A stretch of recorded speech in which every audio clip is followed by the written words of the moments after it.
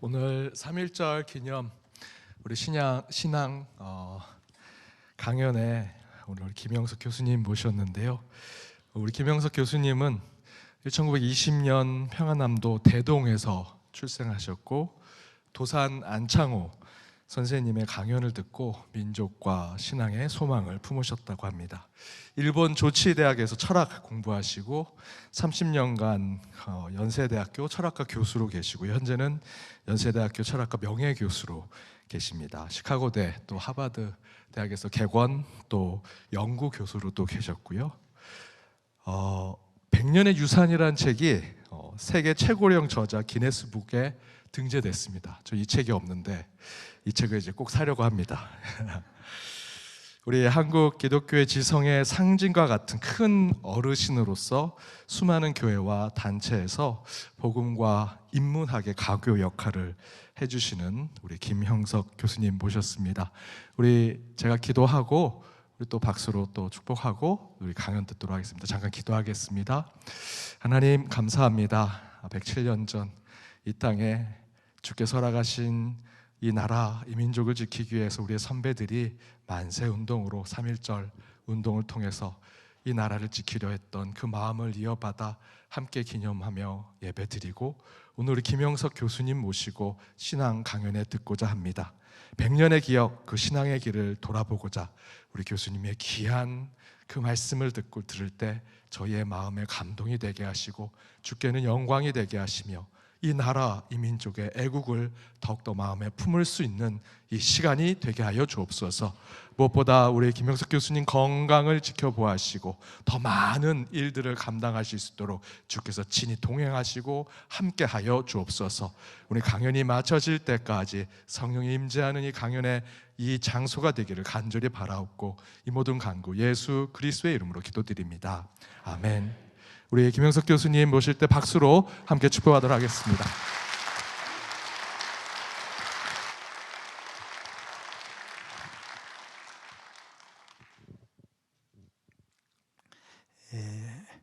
지금 우리 다 함께 대한민국이라고 하는 큰 나무 속에 살고 있습니다.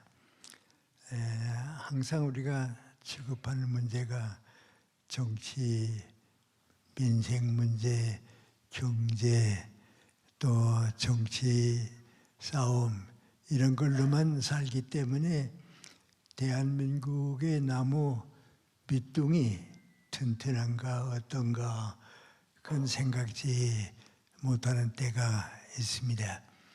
더 나아가서 대한민국의 뿌리가 든든해야 영양도 받을 수 있고 나무도 자랄 수 있고 희망도 있는데 대한민국의 뿌리가 어떻게 됐는가 그런 생각을 하는 사람들은 대단히 적습니다. 또 우리도 그렇게 생각하는 때가 있습니다. 그런데 대한민국의 뿌리가 눈에 보이지 않는 뿌리가 언제쯤 생겼을까? 그리고 그때 그 뿌리가 어떤 정신을 가지고 출발했기 때문에 오늘까지 좋은 나무로 자랄 수 있었을까? 그런 생각은 우리가 많이 하지 않습니다.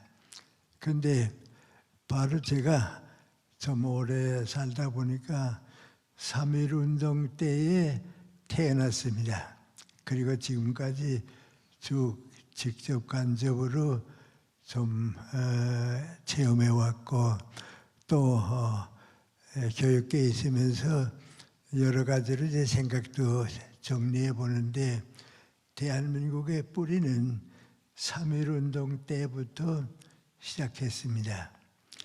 3.1운동 이전은 암만 내가 설명하고 얘기해도 그건 우리 뿌리가 아니기 때문에 우리하고 직접 관계가 나타나지 않지만은 3.1운동 하게 되면 그때 우리 대한민국의 뿌리가 자라기 시작했다 하는 생각을 하게 됩니다. 그 첫째는 뭐인가? 그때부터 지금까지 통하는 개념을 쓴다고 하면 나라가 먼저다 그겁니다. 나라가 없으니까 직장도 없어지고, 나라가 없으니까 가정도 깨지고, 나라가 먼저다.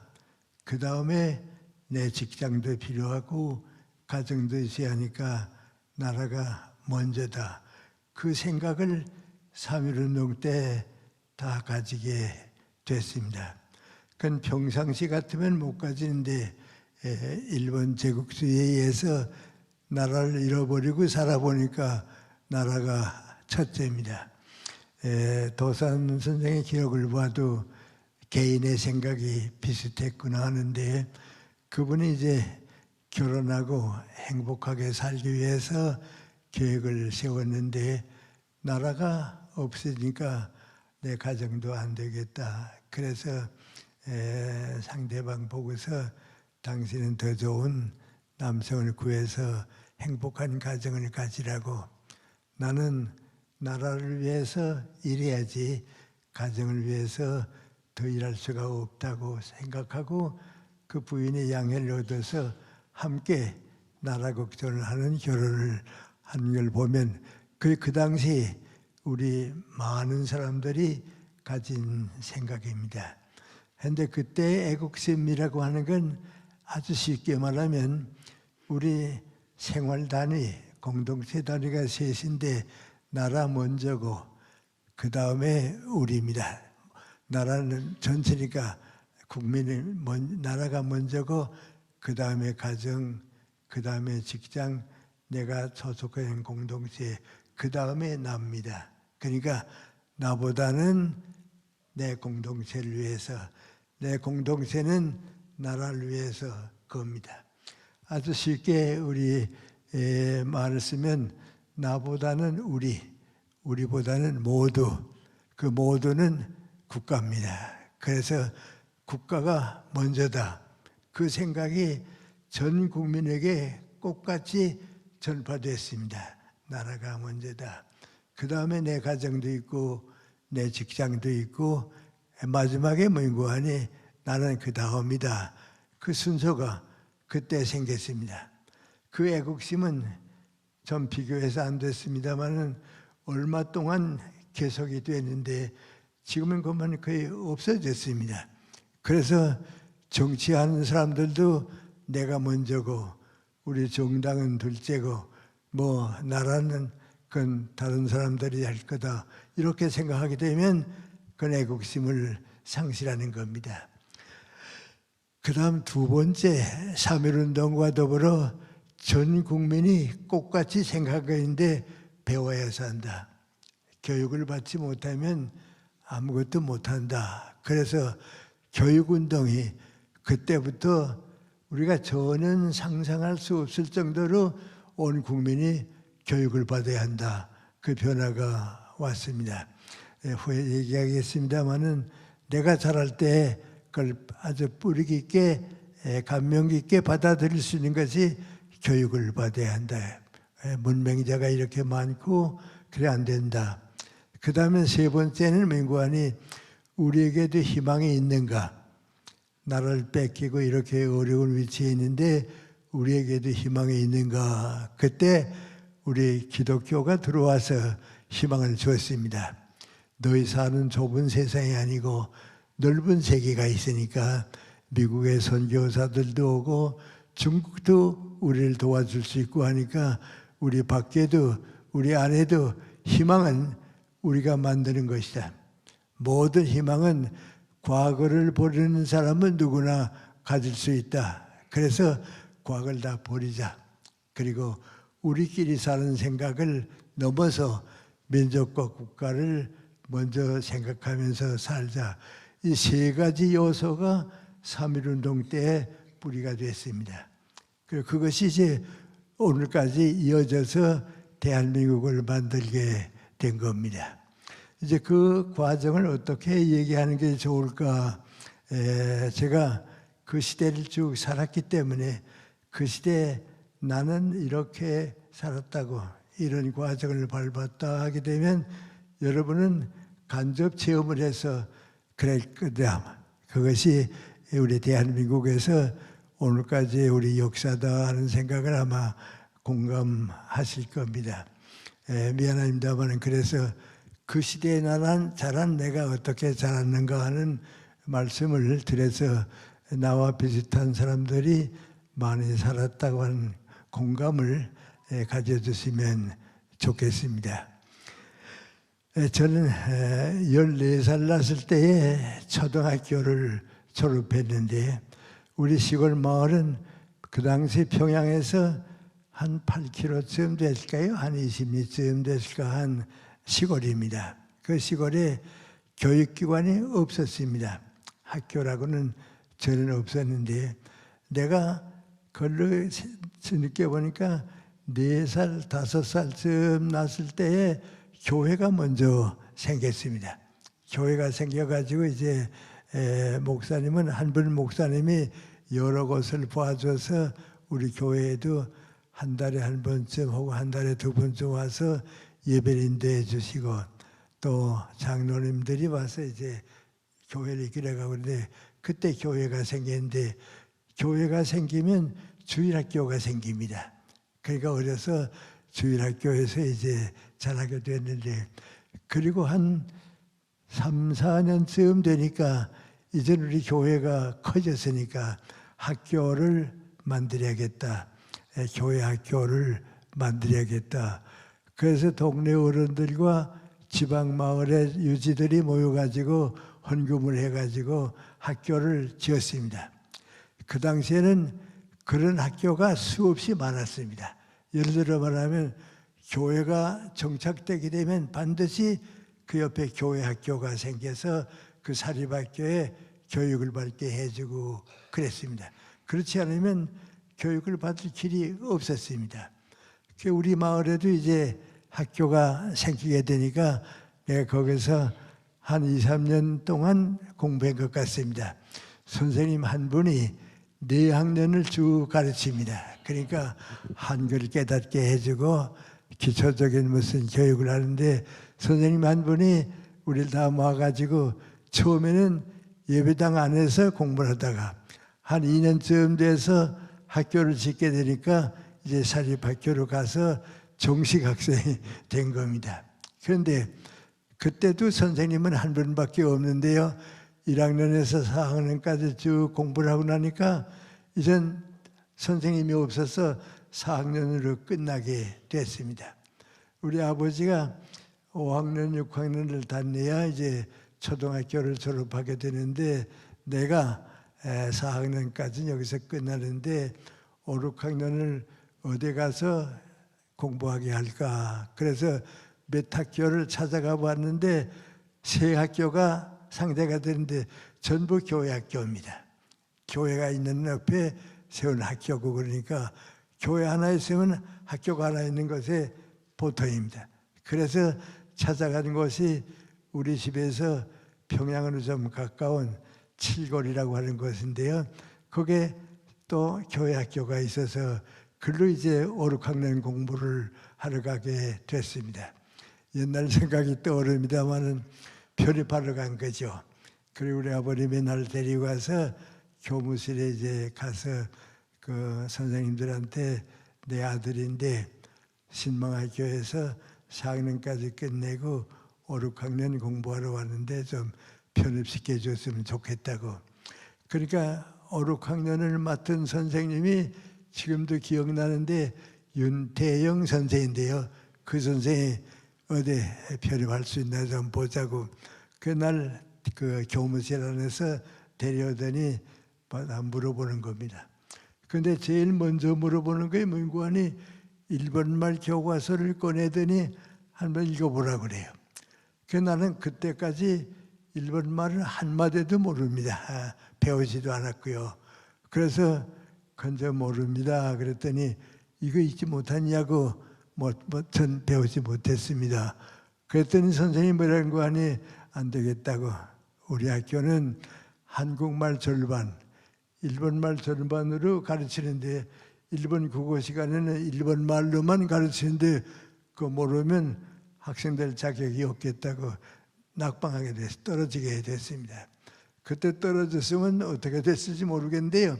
그 교장 선생님이 계신데 교장 선생님은 또 교회 목사님입니다. 목사님이 교회 학교에 이제 교장으로 계셨거든요.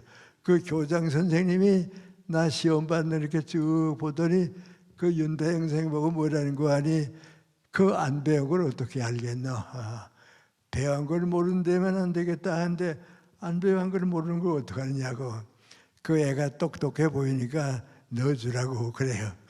그래서 교장 선생님이 거기서 똑똑하니까 넣어주라고 그래서 이제 5학년에 들어가서 2년 동안 다녔는데 그 윤태영 선생님이 내가 이제 일본말 모르고 왔으니까 좀 많이 봐주기도 하고 그래서 2년을 이제 맞추게 됐습니다. 2년을 맞추니까 이제 14살이 됐는데요. 14살은 내 인생에서 제일 슬펐던 나이입니다. 왜냐하면 제가 태어날 때부터 체질이 약했습니다. 그래서 우리 어머님은 내가 오래 살리라 하는 생각은 못 하시고요. 나 듣는데도 뭐라 그러는 거 아니 너 20살까지는 살아라.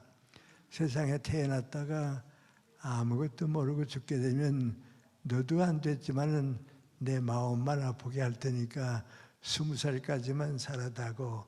그 우리 어머니의 욕심입니다. 그만큼 제가 오래 살 가능성이 좀 없고요. 또 제가 그걸 경험해서 잘 압니다.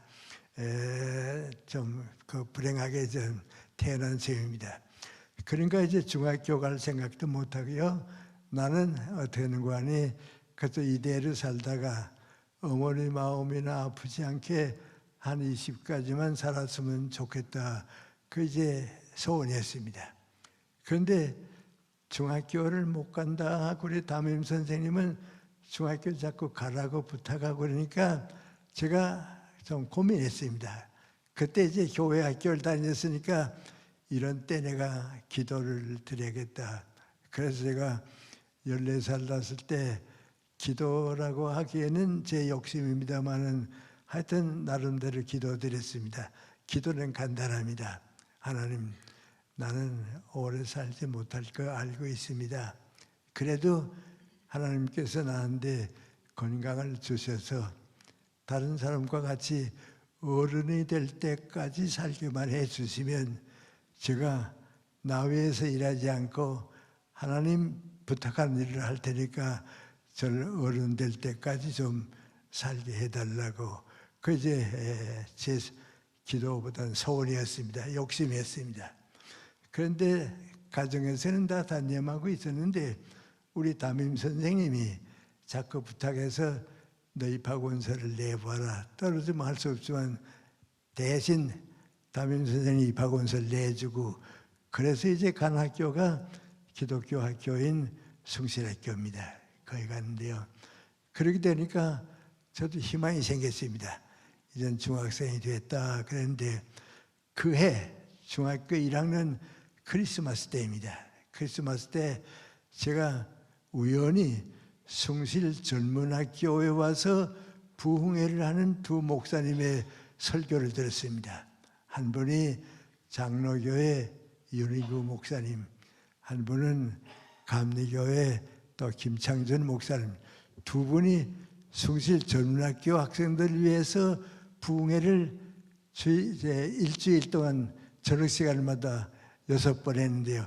3번, 6번을 들었습니다. 제가 중학생이 그거 어떻게 참가해가지고 그 6번 강의는 다 듣고 나면서 깨달았습니다. 내가 믿는 하나님이 이런 분이었구나. 내가 믿고 따르는 예수님이 이런 분이었구나. 그때 비로소 제가 신앙의 눈을 떠서 이제부터는 내 인생은 나 혼자가 아니고 주님께서 함께 하신다. 이제부터는 내 인생이 가정이나 모든 걸 떠나서 하나님께서 나를 기억하신다. 그걸 시작을 했습니다. 그래서 그 다음에 중학교 2학년이 되면서는 내가 그 약속을 받아들였으니까 보증을 받고 싶어서 중학교 2학년 되는 봄에 자진해서 세례를 받고 그때부터 오늘까지 나는 나 혼자가 아니고 주님께서 함께 하시는 것이 내 인생이다. 그렇게 살았습니다. 그리고 기독교 학교고 좋은 선생님들이 계셨기 때문에 3년 동안 충실중학교에서 정말 행복한 생활을 했습니다. 신앙도 그때 생기고 내 인생에 대한 꿈도 살게 되고 그런데 중학교 3학년 때는 나하고 같은 반에 윤동주 시인이 있었습니다. 윤동주와 함께 있는데 나는 그 윤동주 형을 볼 때에 내 친구 저분은 지금은 병아리 시인이지만은 이 다음에 크게 자라게 되면 세상을 울릴 수 있는 큰 시인이 될 것이다. 아주 부러웠습니다. 또 우리나라 유명한 작가 황순원 선생이 그때 우리 한반 선배였습니다. 우리 국가를 대표하는 소설가죠. 그분도 다 크리스찬입니다. 그리고 또 다른 친구들도 있었습니다만은 가만 3년 동안 사는 동안에 민구안에 신앙을 가진 친구들이 전부 꿈을 가지고 있었어요. 그래 이 다음에 그 친구들이 다 나라를 위해서 일할 것이다 하는 생각을 했는데 나는 거기에 미치질 못했습니다. 그래서 많이 좀 고민했습니다. 나는 50, 60이 되게 되면 어떤 인생을 살지 하고 고민하고 있을 때에 그만 더 큰 불행이 닥쳐왔습니다. 일본 청독부에서 숭실학교는 교장이 미국 선교사이기 때문에 신사참배를 지금까지 안 했다고, 신사참배를 안 하는 학교는 폐교시키고 일본 학교로 만들겠으니까 신사참배할 사람과 선생과 학생은 남고 그 밖에는 우리가 책임지지 않는다 지시가 내려왔습니다. 그래 우리 학교가 온통 고민하게 됐습니다. 교장 선생님은 그때 떠나게 되고요. 고민하고 있을 때 윤동주 형도 그때 내가 만났습니다. 만나서 넌 어떡할래? 그랬더니 나는 만주로 가게 되면 신사참배 안 해도 괜찮다고, 만주를 다시 가겠다고. 나는 또 내 신앙이 한참 어리지만 부풀러 올랐을 때니까 신사참배를 해서는 안 되겠다. 그래서 학교를 그만 자퇴했습니다. 학교를 떠나고 말았습니다. 그럼 떠나면 어디 가느냐? 갈 데가 없으니까 시골에서 통학을 하고 있었는데요. 평양에 시립 도서관이 있었습니다.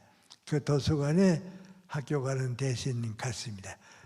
자전거 타고 9시에 가서는 종일 책을 읽다가 5시가 되게 되면 또 집에 돌아오고 몇 달을 그렇게 했습니다. 그런데 나는 학교를 못 가기 때문에 도서관에 다녔는데 많은 책을 읽으면서 또 다른 성장이 있었습니다. 한국 문학이 어떤 것이다 하는 것도 그때 알았고, 일본에서 기독교 소회, 구세군에서 오는 일본 책들도 그때 기독교에 대한 책들을 읽게 되고요. 또 시간이 좀 여유가 있으니까 철학책을 그때 처음 읽었습니다. 다 일본말로 된 책들입니다만은 읽고 나면서요, 철학 공부를 해야겠다 하는 생각을 가지게 됐습니다. 내 친구들은 시인이 되고 작가가 되고 의사가 되고 나는 철학 공부를 해서 한국의 정신적 지도자가 한번 됐으면 좋겠다. 그게 제 꿈이었습니다. 그런데 그 해입니다. 학교 못 가고 있는 해에 10월 초에 도산 안창호 선생님이 서대문 교도소에서 고민하고 병 중에 계시니까 가석방이 됐습니다. 건강을 회복하고 다시 감옥으로 오게 되는데 고향에 와 계시다가 10월 초에 어떤 토요일에 우리 고향에 오셨습니다.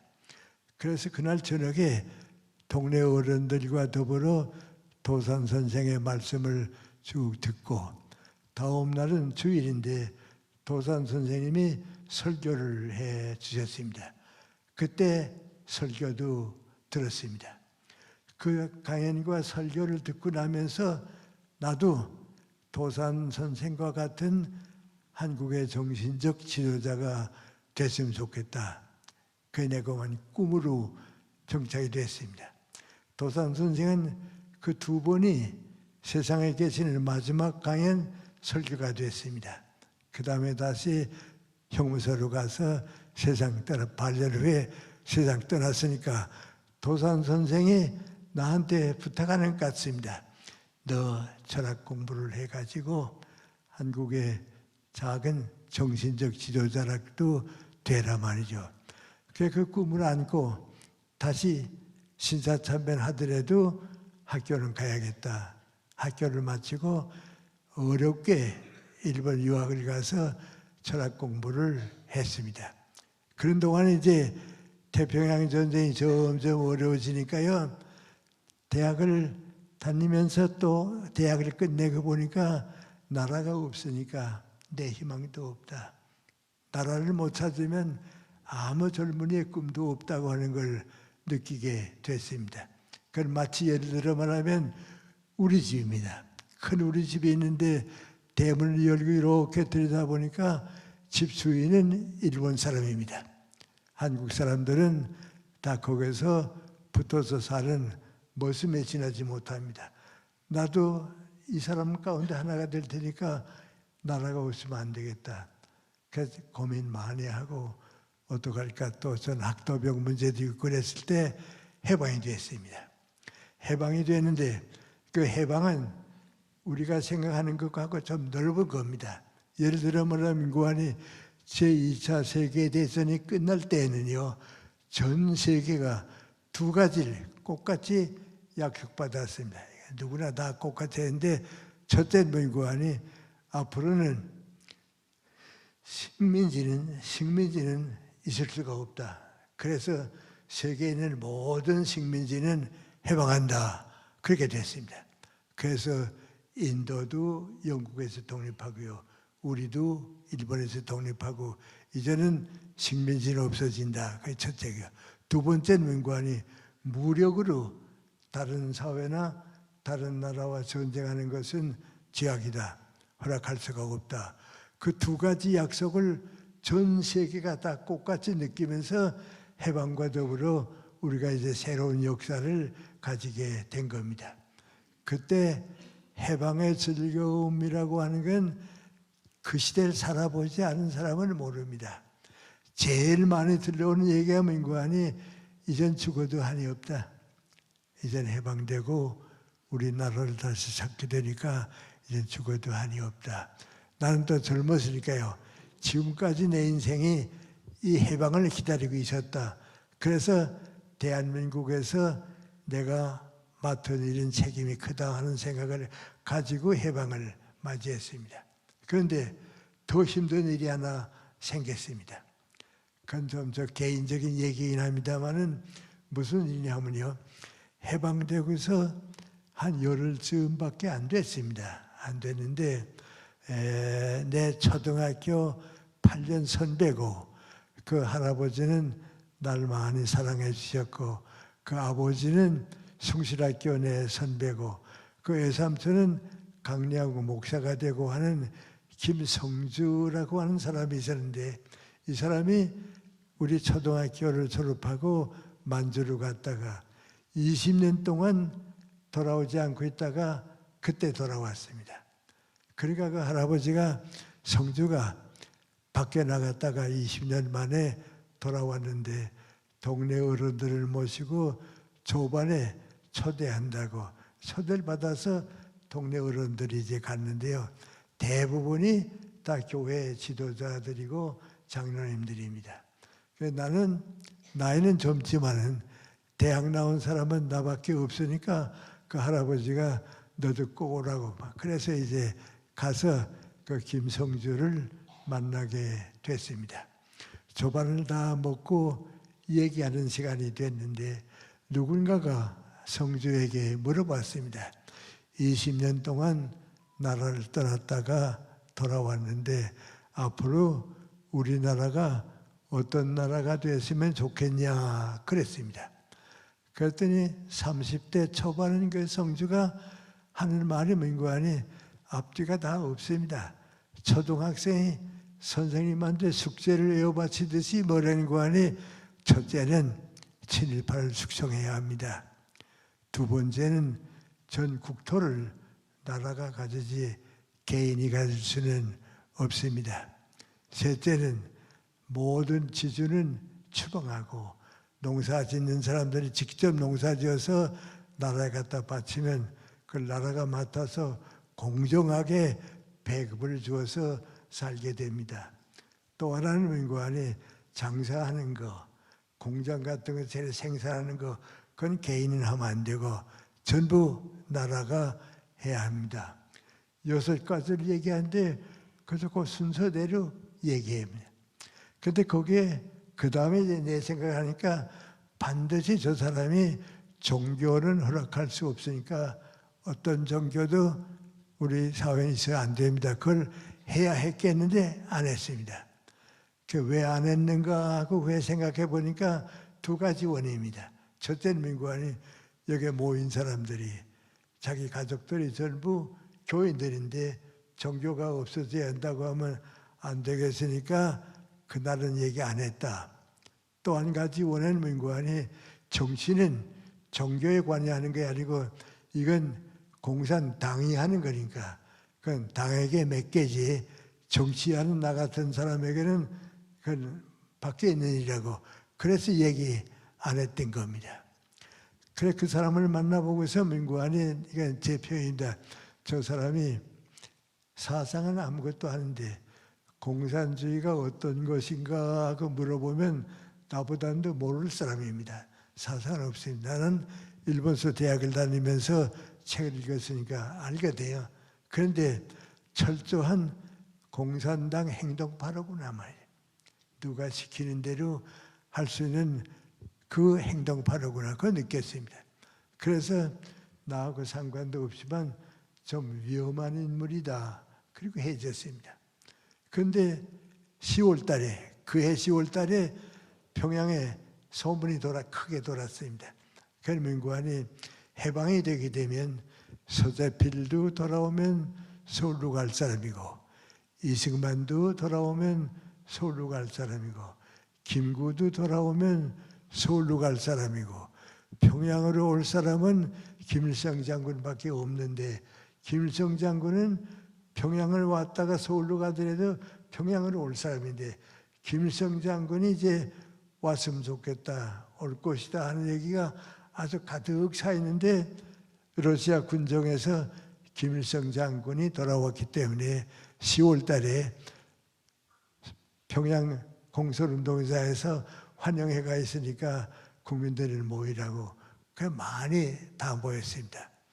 우리가 생각하는 김일성은 젊어서도 50대 후반이고 60대가 넘었을지도 모르는 용광의 고향 사람인 줄 알고 있었는데 거기에 나타난 소개를 받아가지고 나타난 김일성 장군이 바로 누구 아니 내가 조반을 같이 먹었던 김성주입니다.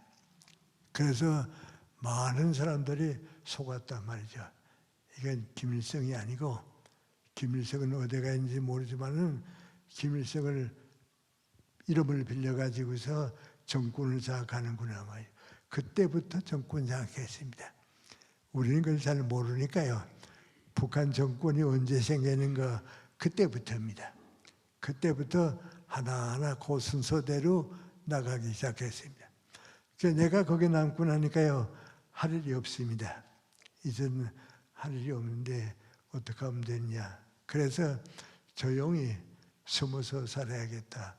그래서 우리 고향에 중고등학교를 자그마한 걸 하나 만들게 됐습니다. 거기에 이제 교장이 돼가지고 우리 마을 일대에는 중고등학교 교육을 못 받는 젊은이는 없도록 좀 교육을 보급시키자 말이죠. 그건 내가 해야 할 일이고 할 수 있는 일이니까 해야겠다. 그래서 그걸 시작을 했습니다. 그런데 공산 정권이 하나하나 정도 들어오기 시작하니까 그 학교를 할 수가 없습니다. 우리 재정적으로 도와주던 이사장은 어머니한테 마지막 인사드리고 38선 넘으러 왔다가 잡혀서 행방불명이 되고요. 그 이사장은 우리 아버지 같이 나를 사랑해 주셨는데요. 나를 찾아오더니 나는 여기에 더 있을 수가 없으니까 38세 넘어서 가는데 김 선생님도 여기서 더 있을 수 없으니까 38세 넘어서 서울로 가야 될 거라고 그 충고해 줬던 분입니다. 그분이 재패가고요. 이제 내 차례입니다. 그런데 내가 그때 이게 쭉 살아보니까 그 분위기는 민구안이 지금까지 나라가 없으니까요. 우리 집 대문을 열고 보니까 일본 사람이 주인이었습니다. 해방이 되니까요. 이제 우리나라니까 우리가 주인이 된 줄 알고 대문을 열고 보니까 공산 정권이 벌써 차지했습니다. 너희는 김일성 장군 밑에서 공산주의를 믿지 모든 건 자유를 빼앗깁니다. 그래서 정말 목숨을 걸고 38선을 넘어서 서울로 왔습니다. 그때 내가 느낀 건 민구안이 일제시대에는 나라가 없으니까 나라가 먼저였고 공산 치하의 인연을 살아보니까 이건 나라다운 나라가 아닙니다. 나보고 평화라고 하면 일제시대가 그래도 자유가 있고 선택이 있었고요. 이건 일제시대보다도 더 나쁜 사회니까요. 나라다운 나라가 아닙니다. 그래서 38선을 넘어서 내가 느낀 건 민구안이 교육계에 몸담고 살아서 나라다운 나라를 만들어보자. 그게 내 소원이었습니다. 그래서 이제 제일 처음 직장을 구한 것이 중앙중고등학교에 교사가 돼서 직장을 가지게 됐습니다. 그런데 이제 그때부터 내가 가지고 있는 목적은 세 가지입니다. 첫째는 민구안이 나보다 더 유능하고 더 훌륭하고 좋은 제자들을 키워서 나라다운 나라를 만들자. 교육자다운 교육자가 되자. 그게 첫째였습니다. 두 번째는 사람은 아는 것만큼 일하게 되어 있습니다. 지식이 높으면 높은 일 할 수 있고 넓으면 더 넓게 일할 수 있는데 무지는 지각이다. 그러니까 내가 공부하는 철학에 대해서는 누구한테 지지 않는 학자가 되고 가급적 많은 것을 배우는 지식을 넓혀야겠다. 세 번째 느끼는 건 민구안이 이거 내 제일 약점인데 한 번도 내 인격을 키울 만한 여건을 가지지 못했습니다. 그저 우리 학교 선생님들하고 같이 지내니까 내 인격이 그것뿐인데 사람은 인격이 높지 않으면 존경을 받지 못합니다. 사회에서 일을 하지 못합니다. 버림받습니다. 그런데 인격을 키우긴 키워야겠는데 방향이 없고요. 길이 없습니다. 그런데 다행스럽게도 중앙학교에 교수 되시는 인천 김성수 선생님이 내가 지금까지 만났던 사람 가운데 제일 인격이 훌륭한 분입니다. 누구보다도 높은 분입니다. 그분을 7년 모시고 있는 동안에 내가 많이 배웠습니다. 사람 인격인데요.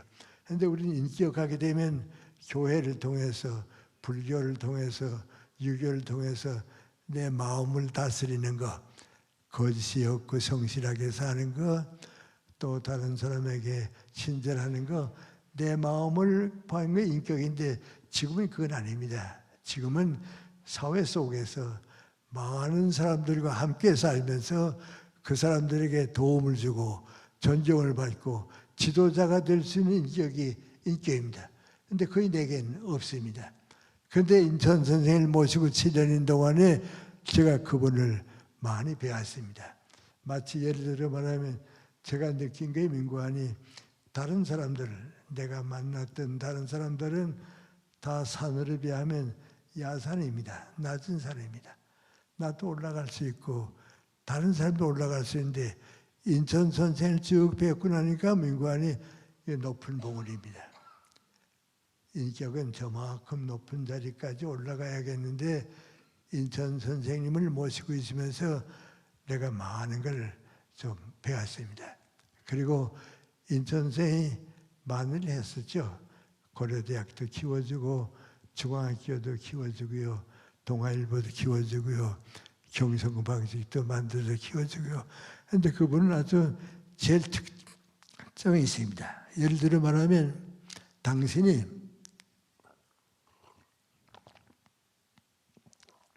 자기 재산으로 동아일보를 다 만들고서는요, 당신은 사장은 안 합니다.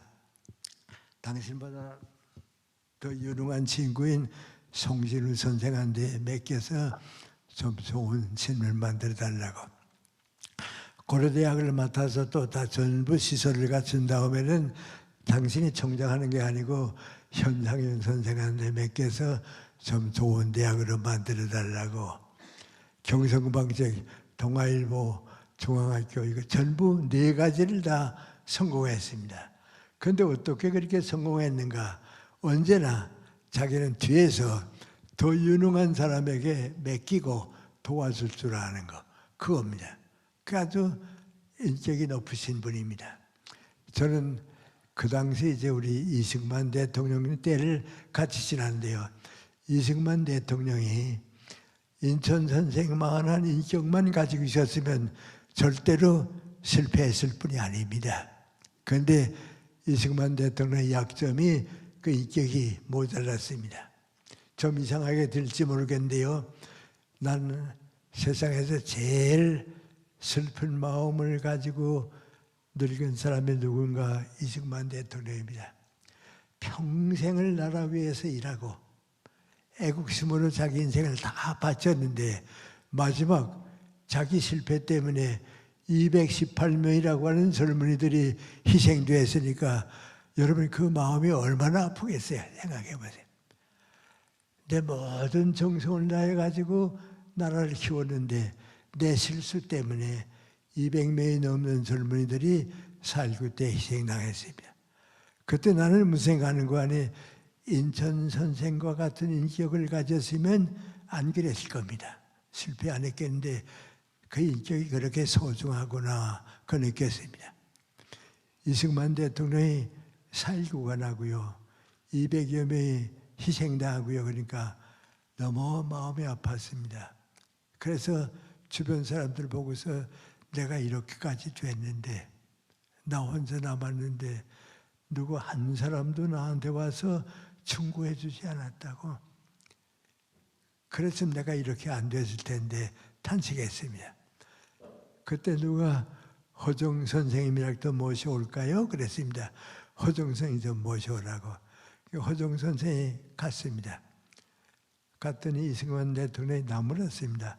아, 내가 이렇게까지 됐는데 이런 실수를 했는데 왜 나한테 와서 한 번도 얘기를 안 해줬냐고. 허정 선생이 뭐라 그랬습니까? 몇 번 왔습니다. 비서들한테 문전박대당하고 만나지를 못했습니다. 그때 이승만 박사가 너무 슬퍼서요. 나 혼자 남았다고 말이죠. 그랬습니다. 그런데 그때 내가 느낀 거 민구안이 지도자는 친구가 많아야 합니다. 그 민주주의가 됩니다. 왜냐하면 함께 일하니까요. 이승만 박사는 지도자가 없고 부하만 많았습니다. 밑에 사람만 많았습니다. 그러니까 독재가 되었습니다. 인격은 그만큼 소중합니다. 그리고 역사에 남는 사람들은 그 인격의 빛을 가진 사람이어야 남고, 우리 종교가 있다고 하는 것은 사회의 지도자가 될 만한 인격을 갖추는 사람이 되는 게 사회 문제입니다. 그래서 우리 교회도 맡은 책이 뭐냐 하면 우리 교회를 통해서 정치가다운 정치가, 기업가다운 기업가, 세상 어디에 가더라도 저상과 같이 나라를 위해서 일해야 한다는 일꾼을 만드는 것이 우리 교회입니다. 우리 교회는 커진데 그런 일꾼을 만들지 못했다고 하는 것은 그건 우리 교회의 책임을 다한 게 아닙니다. 그러니까 우리 교회는 정말 예수님의 마음을 가지고 정치하고 주님의 뜻을 가지고 기업을 하고 가난하고 버림받은 사람들을 위해서 기도할 줄 아는 일꾼을 키워서 보내는 게 우리 교회입니다. 그래서 우리 교회도 일꾼을 필요하고요. 인격은 필요합니다. 그런데 제가 인천 선생님을 모시고 있는 동안에 많이 배웠습니다. 그리고 7년 동안 좀 어떻게 개인으로도 가까이 지나서 좀 많이 배웠는데 우리 젊은 사람들한테 항상 3가지 얘기합니다. 그 3가지가 사회생활을 해보고 하면 예수님의 마음입니다. 우리는 그걸 자꾸 인격이라고 그러니까 우리 신앙생활하고는 차이가 없는 것 같이 생각하는데 그 예수님의 마음입니다. 예를 들어 말하면 내가 배운 첫째가 뭐고 하니 절대로 이기주의자는 되지 말자. 이기주의자는 자기만을 위해 살기 때문에 사회에서 버림을 받고 다른 사람에게 도움을 주지 못합니다. 그런데 지금 우리 정치하는 사람들 보면 전부 나 위해서 내가 먼저 이기주의에 빠집니다. 그건 잘못입니다.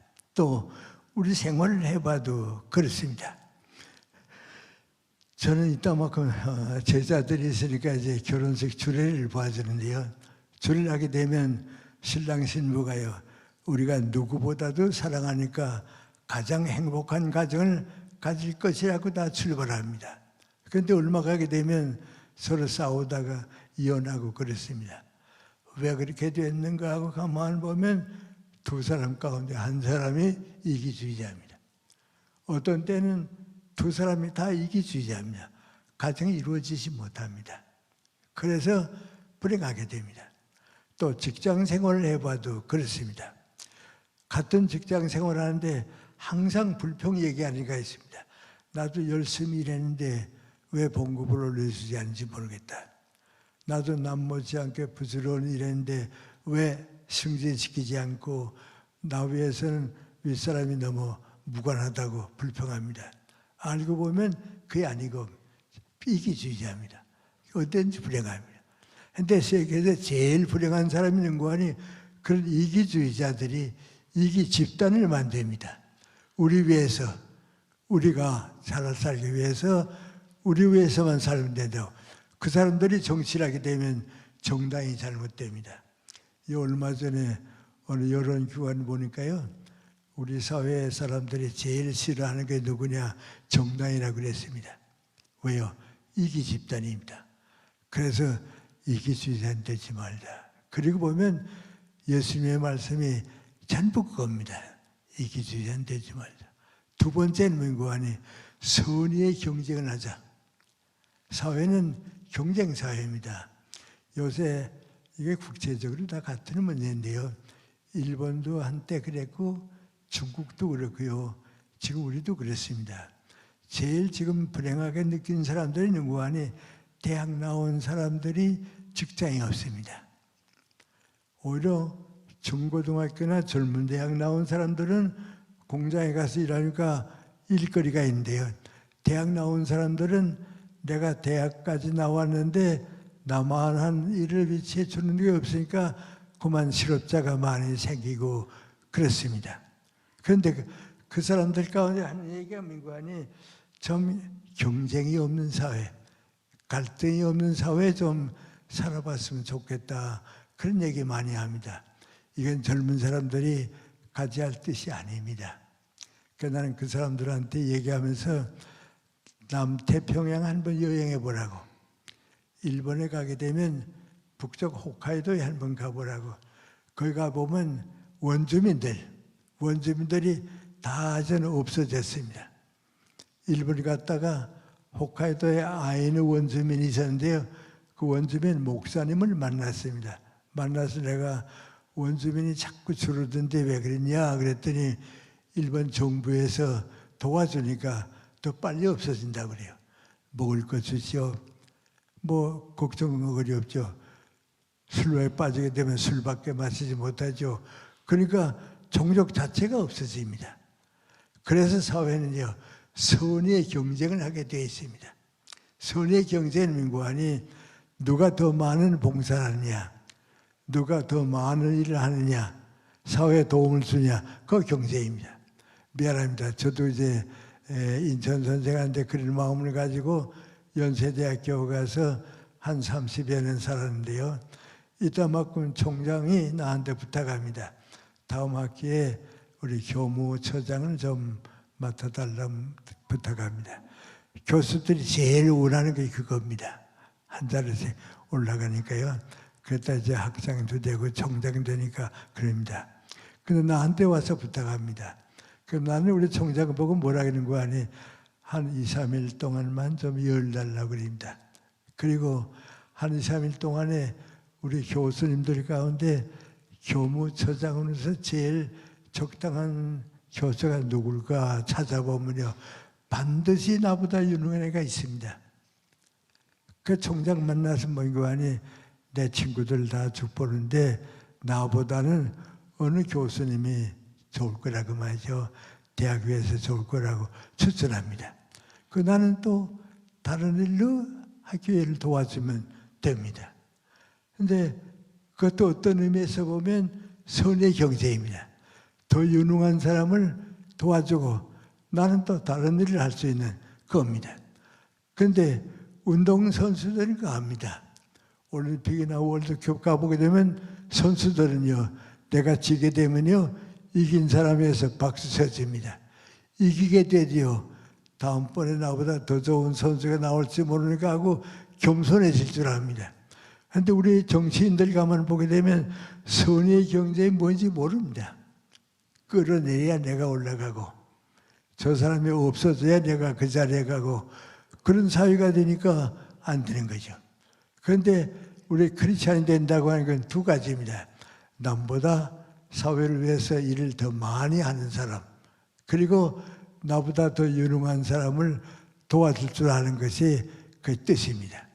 전 연세대학교에서 이제 평생을 보냈는데요, 우리 교수님들 가운데서 대학에서 내가 무엇을 더 많이 얻을 수 있을까 그렇게 생각하는 사람들은 정년퇴직하게 되면 대학이 잊어버립니다. 자기도 버림받습니다. 나보다도 대학을 위해서 내가 무엇을 도움을 줄까 하고 대학을 먼저 생각했던 사람은 정년퇴직하게 되면 대학과 더불어 남습니다. 연세대학의 어느 교수 누구 남습니다. 그런데 또 다른 사람이 있습니다.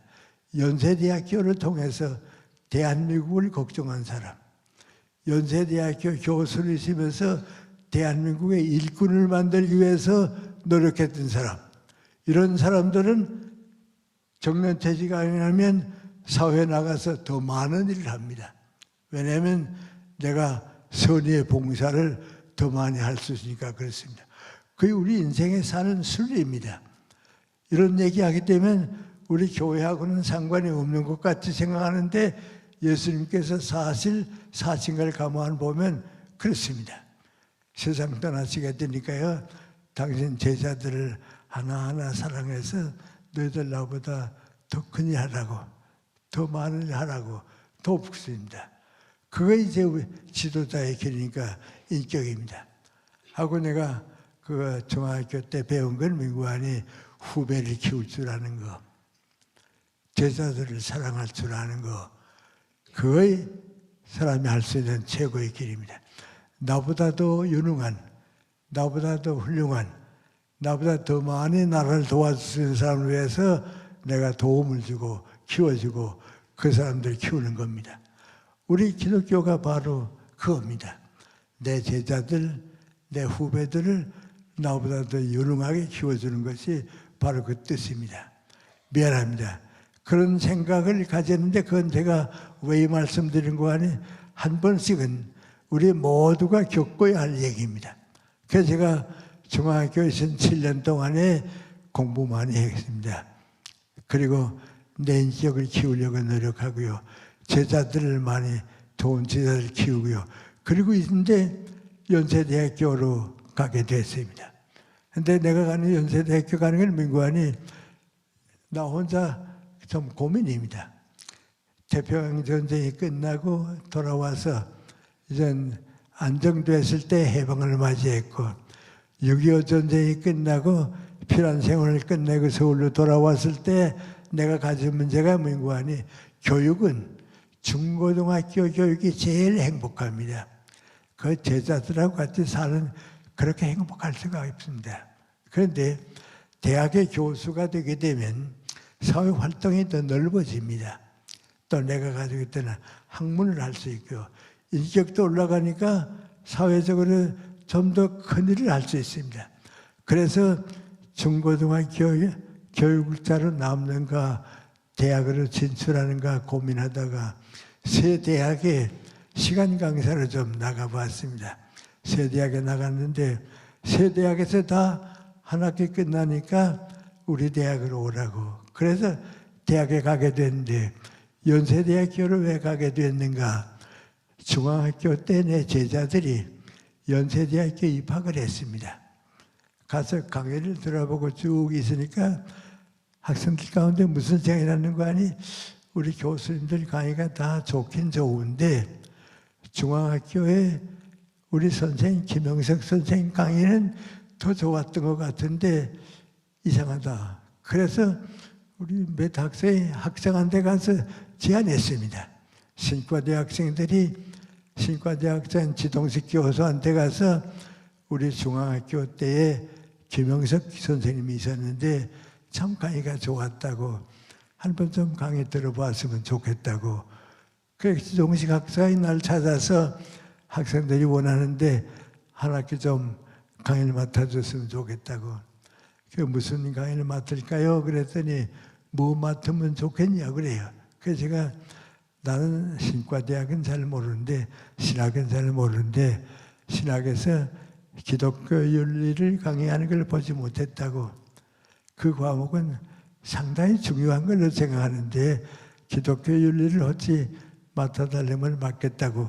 그래서 우리 연세대학교에서 제일 처음 내가 기독교 윤리를 맡았습니다. 아마 우리나라 신과대학에서도 제일 처음 했을 겁니다. 그만큼 내가 관심하고 신학에 대해서 공부했다고는 증거입니다. 그래서 제가 주님께서 준비한 사람에게는 항상 일 주십니다. 그래 주십니다. 그래서 저는 14살 났을 때 어른이 되게 되면 주님의 일을 해드리겠습니다 하고 약속했는데 나이 들수록 자꾸 일이 생깁니다. 그래서 오고 있습니다. 그런데 이렇게 연세대학교에서 한 30년 동안 정말 일 많이 했습니다. 기업체도 많이 도와주고 그랬는데 그동안에 대한민국도 나라다운 나라가 됐습니다. 그건 나 때문에 됐다는 게 아니고요. 나와 비슷한 생각을 가진 사람들이 많이 있으니까 연세대학도 이젠 나라다운 나라가 됐습니다. 무슨 뜻인가? 모든 신생국가, 처음 생긴 나라, 후진국가, 공산주의 국가는 반드시 겪는 것이 있습니다. 그민국 안에 독재 정권이 차지합니다. 그건 뭐 어디에다 마찬가지입니다. 우리도 마찬가지입니다. 우리도 이승만 대통령 때에 자유민주주의를 받아들였는데요. 그 자유민주주의가 잘 자라다가 독재 정권이 돼가지고 4.19가 나는데요. 그걸 우리 민주주의의 힘으로 극복했습니다. 그리고 6.25 전쟁은 정말 우리 민족을 불행하게 만들었습니다. 모든 걸 다 잃어버렸습니다. 6.25 전쟁이 끝난 다음에 대한민국에 남은 거라고 하는 건 아무것도 없습니다. 오히려 북한은 지하자원이 있으니까요. 괜찮았습니다. 하고 일본이 북쪽은 공업단지를 만들고요. 아래는 농업단지를 만들었기 때문에 오히려 북한이 우리보다 높았을 정도입니다. 아무것도 없습니다. 그때 이승만 대통령이 와서 다른 건 모르지만 6.25 전쟁 때 대한민국이 가는 길은 자유민주주의다. 그건 딱 같습니다. 공산주의가 가는 길하고는 완전히 반대 그 길을 닦아주었습니다. 그 6.25 전쟁을 통해서는 확실히 됐습니다. 대한민국은 자유민주주의로 가는 길이다. 그 이승만 대통령은 실패했을 때 마지막에 실패했지만 국민들은 그걸 극복해서 4.19 강을 넘어서 자유민주주의는 우리가 가는 길이다. 오늘까지 왔습니다. 그리고 두 번째 어려움이 있습니다. 후진 국가나 공산주의 국가나 신생 국가는 대부분 군사정권이 됩니다. 군인들이 지배합니다. 지금 우리 남쪽 동남아시아 보면 다 그렇잖아요. 우리도 박정희 대통령을 맞이하게 되니까 이제 큰일 났다고 걱정했습니다. 그런데 박정희 대통령의 두 가지 좋은 점이 있었습니다. 박정희 대통령이 정권하면서 제일 먼저 내놓은 거 민국안이 대한민국이 가는 첫째 조건은 공산주의를 없이 하는 거라고 해요. 반공이 국시다마이 그랬습니다. 그때 제가 미국에 좀 가 있었는데요. 미국 사람들이 박정희 정권이 들어오니까 다 걱정했습니다. 저 사람은 공산주의자였고 공산주의로 돌아가게 되면 대한민국의 장래가 없다고 생각했는데 먼저 내리는 게 그거니까요. 미국 정부에서 박정희 대통령을 찾았습니다. 만나봤습니다. 만나보니까 그걸 확고합니다. 자유민주주의가 아닌 걸 확고하니까 도와주기 시작했습니다. 그런데 박정희 대통령의 제일 장점은 뭔가 하니 후진 국가는 경제잖아요. 그래서 경제 활동을 많이 살렸는데요. 그 경제 활동이 뭔가 하니 박정희 대통령이 군인인데도 불구하고 자유시장 경제입니다. 그건 일본과 똑같은 자유시장 경제에서 공장 만들었죠. 생산하게 만들었죠. 외국에 무역하게 만들었죠. 그 한 얼마 동안 열심히 했습니다. 그때가 제가 연세대학교 있을 때인데요. 모든 국민이 잘 살아보자 말이죠. 경제적으로 독립해보자. 그래서 정말 그분에 대해서 한강의 기적이 생겼습니다. 그 전두환 대통령도 그걸 타고 나니까 군사정권 때의 경제는 유지가 됐습니다. 그래서 대한민국인 나라다운 나라가 됐는데 첫째는 민국안이 독재강을 넘었습니다. 그건 국민의 교육과 자유민주주의의 길입니다. 두 번째는 민국안이 자유시장에서 경제 한강의 기적을 만들었습니다. 그리고 나니까 전 세계에서 한국이 이상해졌다고 말이에요. 한강의 기적이 생겼다고 인정받았습니다. 그때가 언제쯤 되는 거 아니? 우리 정치적으로 말하면 김영삼 대통령이 자유민주주의 입산 문민정부를 성립했습니다. 앞으로 우리가 가는 나라는 군인이 아니다. 앞으로 우리가 가는 나라는 자유민주주의라는 길을 김영삼 대통령 때는 확립됐습니다. 그래서 이제 나라다운 나라가 됐습니다.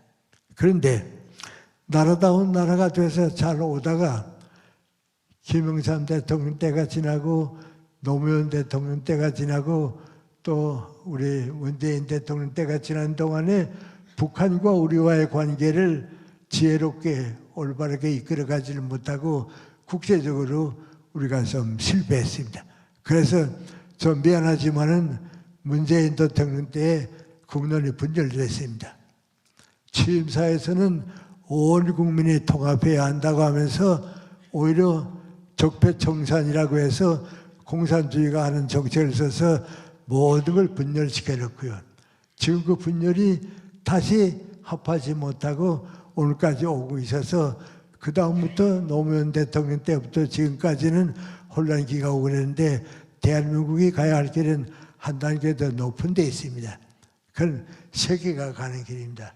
첫째는 민국안이 독재와 군사정권을 넘는 것은 권력국가가 넘는 것, 권력국가를 밀어내린 겁니다. 경제가 성장한다고는 민국안이 이제는 문화정책, 정신정책을 찾을 수 있는 순서까지 온 겁니다. 법치국가입니다. 우리는 권력국가가 넘고 법치국가로 와서 나라다운 나라가 되는데 이제 또 한 단계 넘어서야 합니다. 그걸 우리가 보통 뭐라고 하니 질서국가입니다. 국민의 질서가 모든 걸 이끌어가는 때입니다. 정부는 오히려 국민을 도와주게 되고 국민이 앞장서서 가게 됩니다. 요새 우리 경제가 그렇지 않아요? 문재인 대통령 때는 좀 잘못돼 가지고서 경제인들 다 좀 밀어냈습니다. 부자 때문에 우리가 가난했다고, 재벌 때문에 우리가 가난하게 사는 노동자가 됐다고 했는데 이제 그건 바뀌었습니다. 오히려 기업인들이 정치인보다 앞섰다고 하는 것은 질서국가가 되는 겁니다. 또 문화정책은 이제 세계가 인정합니다. 문화정책은 이제 우리 젊은 사람들의 노력도 있고 음악, 미술, 이런 문화, 또 영화 이런 건 지금 세계 수준에 다 올라가 있습니다. 이제 남아있는 게 민국안이 우리 국민 질서가 정신적인 질서로 선진국가가 되는 겁니다. 거기에 필요한 건 뭔가 정신적 가치입니다. 그 눈에 보이지 않습니다. 그러나 그거 없이는 나라가 되지를 못합니다. 아까 제가 대한민국이라는 나무가 있는데 그 나무의 뿌리가 병들게 되면 나무는 자연히 말라 죽게 되어 있습니다. 그 뿌리가 영향을 줘야 우리가 올라가야 되는데 걸민구안이 정신적 가치입니다. 아까 처음 출발할 때는 세 가지입니다. 첫째는 나라 먼저라는 애국심이고, 두 번째는 교육을 받는 것이고, 세 번째는 희망을 창조하는 건데 과거를 버리고 미래로 가는 가치관을 가져야 합니다. 이건 제가 설명을 못합니다만 우리에게 주어진 제일 어려운 문제입니다. 우리 연세대학교에 철학과 이규호 교수라고 있었습니다. 그분이 우리 연세대학교 채플 시간에 학생들 보고 한 얘기가 지금 기억에 남습니다. 그 이규호 교수가 철학과 교수인데 옆에 있는 동양 철학 교수를 찾아갔습니다. 가서 하는 말이 뭔가니 공자, 맹자님보다 더 훌륭한 사상가, 더 훌륭한 지도자가, 정신적 지도자가 누구냐 그랬습니다. 그랬더니 그 동양 철학 교수가 뭐라고 하니 공자, 맹자보다 더 훌륭한 사람이 어디 있냐고. 다 우리 그 사람 따라가고 있다고 교수의 대답이 그랬습니다. 그런데 그 이규호 교수는 서양 철학을 합니다. 미국이나 유럽의 대학원 학생들 보고서 플라톤이나 아리스토텔레스의 철학이 있는데 그 철학자보다 더 훌륭한 철학자가 있느냐 없느냐 그러면 그 대학원 학생들은 뭐라고 하니 2300년 된 사람인데 지금 그거 가지고 되냐고 말이죠.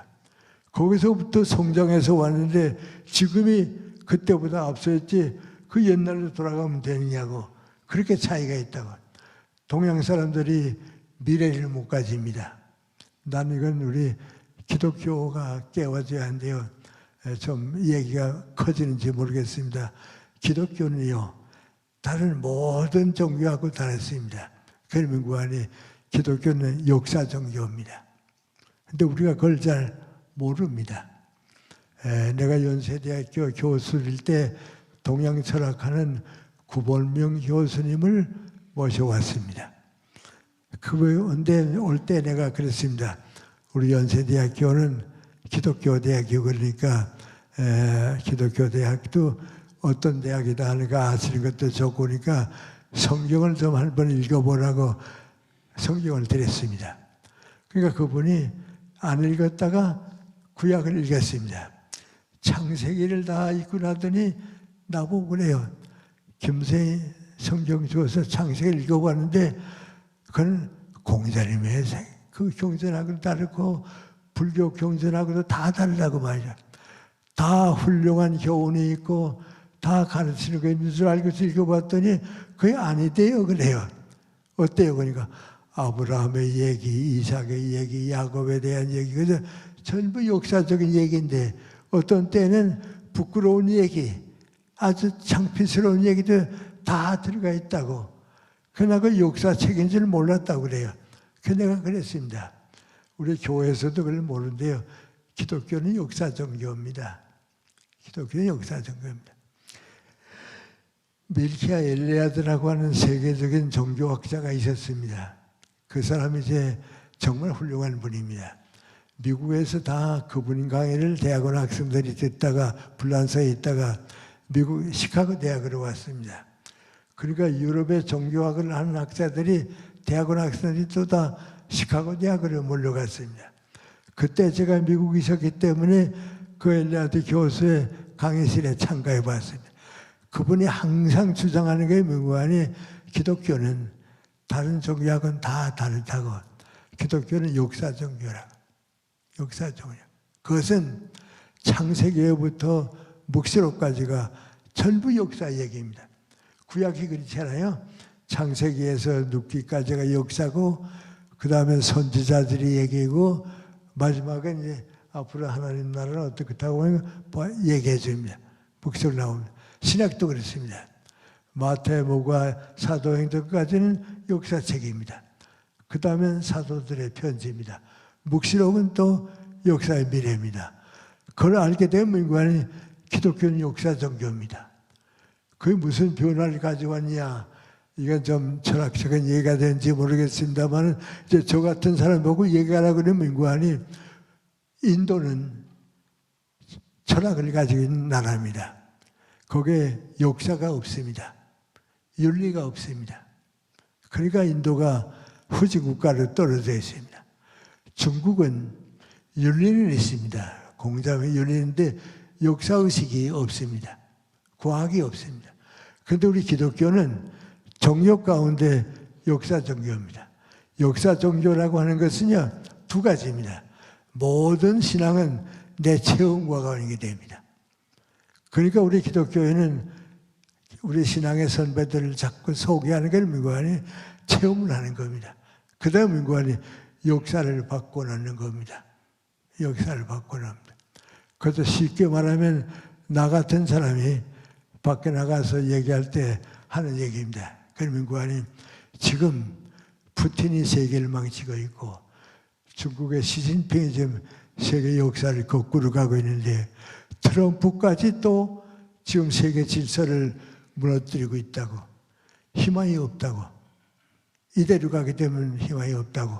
그런데 천주교는 우리가 바티칸과 한 나라로 이제 세계를 통일하기 때문에 그 교황이 항상 하는 얘기는 민구하니 하나님의 자녀로서 인류는 형제다. 온 인류는 하나님을 아버지를 모시는 한 가족과 같이 살아야 한다고 인류의 미래와 장래를 걱정하기 때문에 바티칸에서 하는 얘기에 대해서는 우리가 민구하니 모든 정치가들이 잘못되어 가는데 전쟁과 가난과 살때 가는데 그래도 말은 망정 하나님 앞에서 인류는 한 가정이라고 하는 얘기해주는 그거 있다고 하는 그 자체가 소중합니다.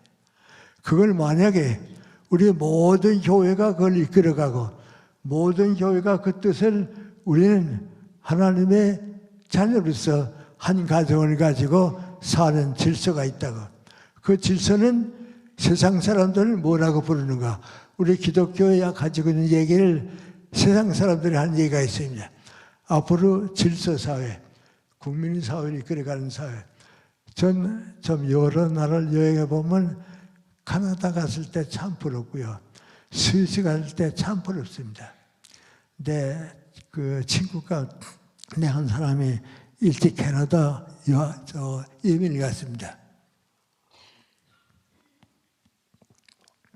오래간만에 만났습니다. 그랬더니 그분이 교회 장로님인데요. 나보고 두 가지 얘기를 해요. 첫째 얘기가 뭐고 하니 겸손한데 내가 이런 얘기하지만 아마 다른 사람은 내 마음을 이해 못할 거라고 그래요. 그게 무슨 얘기입니까? 그랬더니 나는 지금 만약에 미국, 캐나다가 다른 나라하고 전쟁을 한다 하게 되면 나도 지원해 나가겠다고. 젊었으면 지원해 나가겠다고 그래. 아니 그렇게 캐나다에 대한 애국심이 생겼어요? 그랬더니 정부와 나라가 국민을 그렇게 위해 주는데 캐나다가 없으면 내가 없어진다고. 그러니까 나도 지원해 나가겠다고 그래요. 그렇게 좋은 걸 많이 느끼세요? 그랬더니 두 가지 얘기예요. 하나는 민구하니 따님이 미국 사는데 거기 따님 집에 갔다가 심장병이 발견됐습니다. 캐나다 가면 다 치료 공짜입니다. 그런데 미국은 병원 비용이 비싸잖아요. 그래서 미국 의사 보고 뭐라 하는 거 아니? 난 캐나다 시민권이 있기 때문에 캐나다 가서 치료받겠다고 그랬습니다. 그랬더니 그 의사가 당신 캐나다 시민권 있냐고 그렇다고. 아 그럼 여기서 치료받으라고. 다 치료받으면 그 비용은 우리가 캐나다 정부에서 받으니까 당신 공짜로 가면 된다고 말이죠. 그래서 2주간을 입원해가지고 치료받고서 자기는 그냥 캐나다로 가고 캐나다 갔더니 당신 병원비는 다 지불됐다고. 그렇게 국민을 위해 준다고. 또 한 가지는 민구하니 한국 사람이 많은 사람은 토론토에 살았는데 지방은 좀 이사 갔습니다. 서울 가다가 이제 뭐 안양이나 이제 지방에 갔는데요. 가서 한 열흘쯤 지나니까 그 지방 도서관에서 연락이 왔다고 말이에요. 우리 도서관에 한국 사람들이 쓴 동포를 한 사람 위해서 이러이러한 한국 책이 와 있는데 갖다 보라고 말이죠. 필요한 거 있으면 더 부탁하라고 우리가 준비해 주겠다고. 그래서 가봤더니 나보고 그래요. 나 김생 책은 여기 와서 몰랐는데 거기 갔더니 김생 책 있더라고 말이죠. 그 읽었다고 말이죠. 그래요. 내가 토론토 갔다가 시민 그 도서관에 갔어요. 시립도서관에 갔더니 한국 불야 책이 쭉 있어요. 내 책도 거기에 들어가 있고 그래요. 그만큼 나라가 우리를 도와주는데 캐나다보다도 내가 캐나다 시민을 위해서 그 책임을 감당해야겠다고 그래요. 그 두 번째 하는 얘기예요. 그분은 교회 장로입니다. 나보고 그래요. 저는 한국에서 있을 때는 교회 헌금하는 건 아깝지 않았다고. 이건 하나님께 바치는 거니까 아깝지 않았는데 세금 내는 건 될 수 있으면 안 내려고 그랬다고.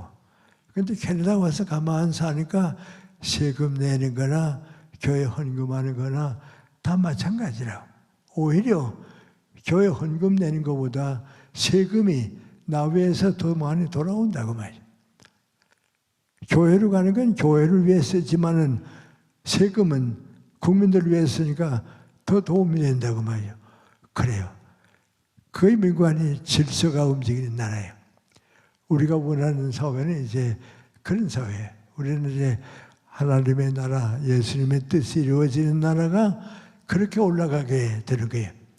스위스 갔을 때는 정말 우리 좀 생각 못합니다. 이건 60년대 얘기입니다. 60대 초반 얘기인데요. 스위스에 갔는데 그 사람 한 사람이 나보고 그래요. 교도소가 하나 있는데요. 이 교도소에 죄인이 없을 때는 문 열어놓고 흰 깃발을 띄웁니다. 한 달에 2달, 석 달 흰 깃발이 항상 올라갔는데 요새는 안 된다고 그래요. 왜 안 되냐 그랬더니 이탈리아 남부에서 온 근로자들이 와서 자꾸 질서를 무너뜨리고 범죄하기 때문에 그만 빚을 못한다고 말이죠. 그게 얼마나 국민이 정부를 사랑하고요. 정부가 국민을 위해 줍니까? 그게 우리의 길입니다. 그게 우리가 지금 질서사회로 올라가려고 지금 생각하고 있는데 올라가야 되는데요. 다른 건 모릅니다. 다른 건 모르지만 우리와 같이 나라를 사랑하는 사람들 또 우리 크리스찬들은 다른 모든 건 몰라도 세 가지는 확실히 해야 합니다. 그 첫째는 문관이 진실과 정직하게 사는 사회가 돼야 한다. 이건 뭐 어디에나 그건 통하는 겁니다. 우리는 너무 신앙생활을 높이 보니까 그건 자연히 이루어진 걸 보고 있는데요. 세상은 그걸 잃어버리고 있습니다. 정직해야 하고요. 진실이 있어야 합니다. 도산 안창호 선생님이 살아계실 때 제일 많이 하는 말씀인 거 아니 우리 죽더라도 거짓말 하지 말자. 만약에 온 국민이 다 정직해 보세요. 정부가 할 일은 거의 없습니다. 왜요? 교도소도 비게 될 거고요. 거짓과 폭력이 죄입니다. 인도의 간디 선생은 크리스찬은 아니고 힌두교도입니다만 내가 어렸을 때 그분 책을 읽고 해서 나는 간디가 크리스찬인 줄 알았어요. 힌두교인 줄 모르고요. 그분이 제일 주장하는 게 민구안이 거짓 없는 사회, 폭력 없는 사회. 그 기독교가 말할 수 있는 첫째 번입니다. 거짓은 없다. 폭력은 죄악이다 말. 전쟁도 폭력이고요. 개인 관계도 폭력이고요. 그 다음에 두 번째는 민구안이 자유를 존중히 얘기합니다. 자유의 가치는 양심의 가치입니다. 그거 없으면 세상이 병됩니다. 그것도 우리 기독교가 가르쳐주고 이끌어줘야 할 길입니다. 세 번째 중요한 건 민구안이 오늘과 같이 세계가 이렇게 병들어질 때 중요한 건 민구안이 세상 사람들은 휴머니즘이라고 그럽니다. 인간이라고 그럽니다. 우리 기독교는 민구안이 사랑의 왕국입니다. 사랑의 왕국. 예수님의 십자가는 민구안이 하나님 앞에서 우리 모두가 사랑을 약속해 주는 약속입니다. 모든 걸 가만히 보면요. 우리 주변에 지금 사랑이 없기 때문에 고민하는 사람들, 젊은 사람들 많이 있습니다. 우리 한 사람 한 사람이 그 사람의 손을 붙들어 줄 수 있는 거, 그 우리 교회가 할 수 있는 일입니다.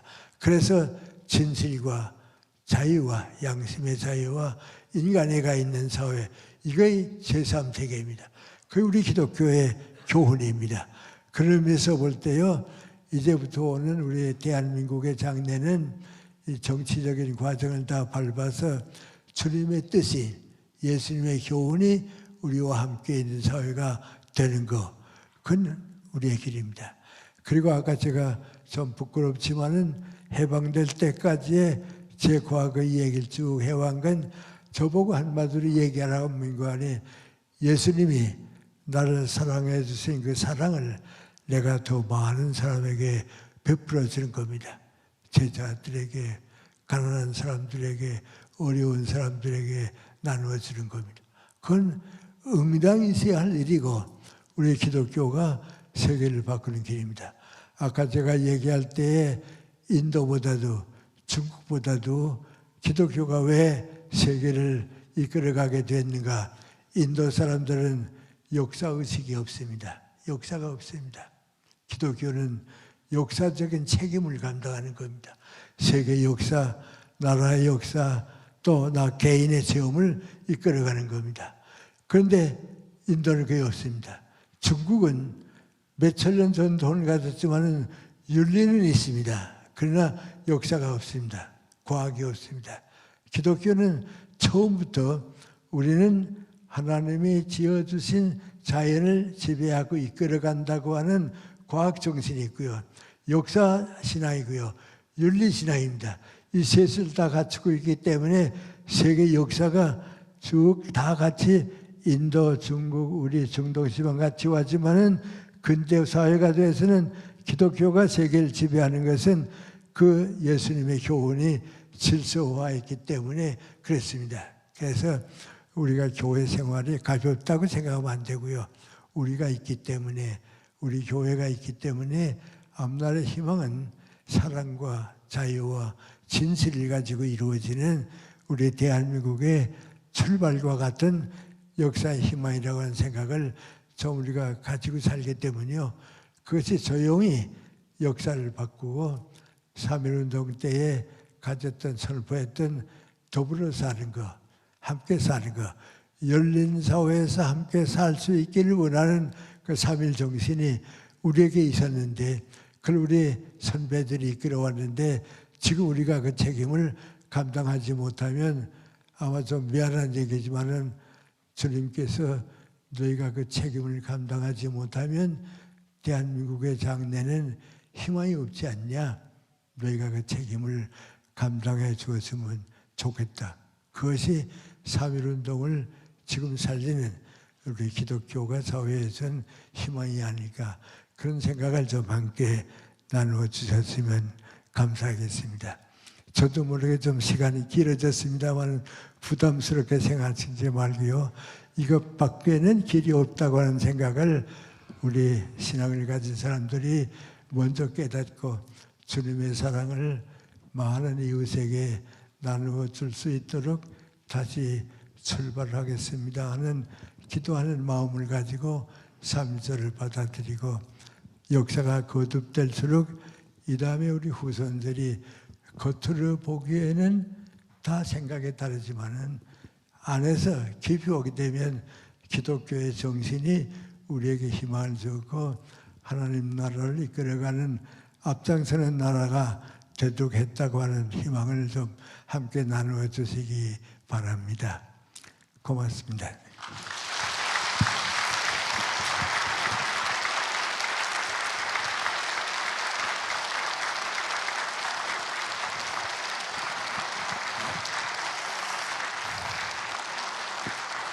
예, 우리 김영석 교수님, 저희 잠깐 차담회 할 때 작년 12월에 좀 몸이 굉장히 아프셨대요. 근데 다시 잘 하나님이 정말 회복시켜 주셔서 오늘 또 일정이 한 4-5개 잡혔는데 저희가 일찍 잡았거든요. 그래서 저희 이렇게 모실 수 있었습니다.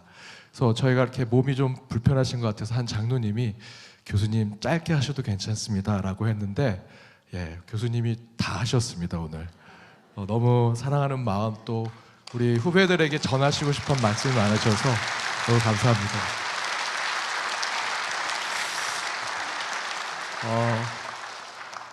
뭐 질의응답은 제가 볼 때는 저희들이 그냥 함께 우리 교수님 나눠주셨던 얘기들을 오늘 했던 얘기들이 정말 이렇게 감동적인데요. 서로 같이 나누면 될 것 같고요. 제가 교수님 혹시 저희 교회를 우리 교회와 한국교회를 위해서 기도 한번 해주시면 어떨까 생각이 드는데요. 예, 기도 한번 부탁드립니다.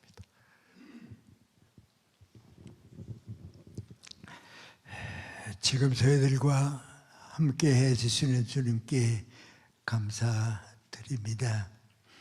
주님, 저희들 주실 말씀 주신 것으로 믿습니다. 제 생각이나 개인의 주장은 다 멀리해 주시고 주님께서 우리들에게 남겨주시고자 원하시는 말씀은 오래 남아서 내가 변하고 가정이 새로워지고 민족이 희망을 가질 수 있도록 이끌어 주시기 원합니다. 지금 전 세계는 아버지의 뜻을 어긋내고 있습니다. 하나님의 나라를 위해서 가야 할 길은 가지 못하고 오히려 인간의 권리와 경제력과 과학의 힘이 우리 인간 전부를 지배하는 사회로 가는 어리석은 잘못된 사회가 되어 있습니다. 그러나 하나님 아버지의 뜻은 영원하십니다. 우리를 구원해 주십니다. 우리 아버지의 사랑이 없으면 인간에게는 구원은 없습니다.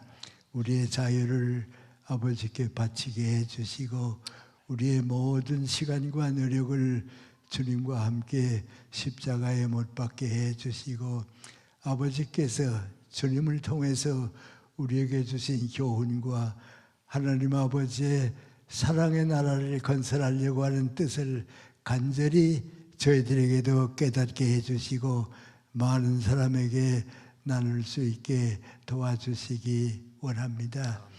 가난한 사람들이 너무 많습니다. 길을 잃어버린 젊은 사람들이 많이 있습니다. 역사의 희망을 버리는 사람들이 점점 늘어나고 있습니다.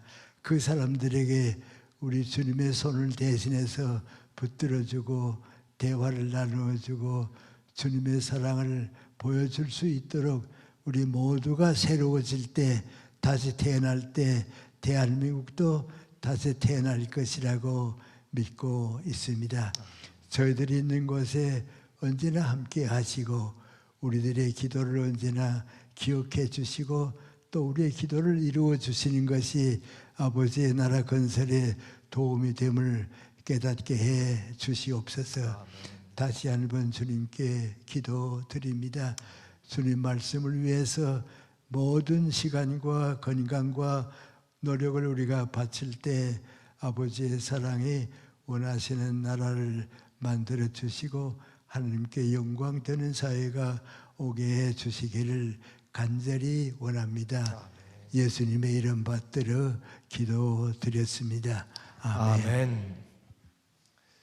예, 이제 우리 다 같이 다 일어서셔서 우리 교수님 강연 정말 이렇게 감사한 마음으로 우리 박수로 한번 감사의 표현했습니다. 교수님 감사합니다.